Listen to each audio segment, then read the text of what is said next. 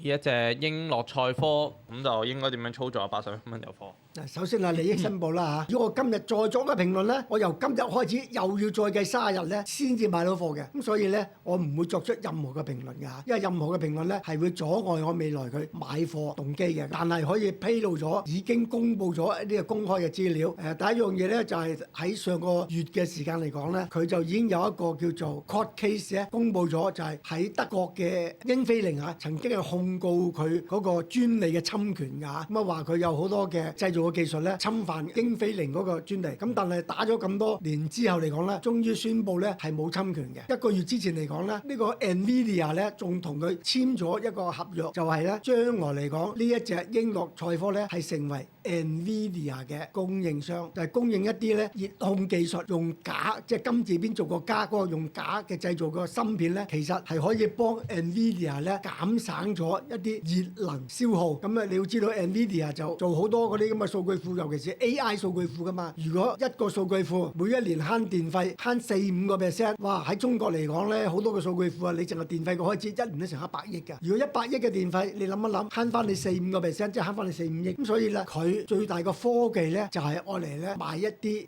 熱控嘅芯片，愛嚟控制翻減省翻你個電力嘅消耗。咁呢個係佢嘅專門嘅技術。咁但係仲有一樣嘢咧，就係佢喺呢個月尾嘅時間咧，佢可能要解禁。咁所以嗱，所有已經公布咗嘅嘢咧，我已經提醒咗你㗎啦。至於你自己點做，你自己決定啦。我唔會俾任何意見，唔會俾任何嘅評論你嘅。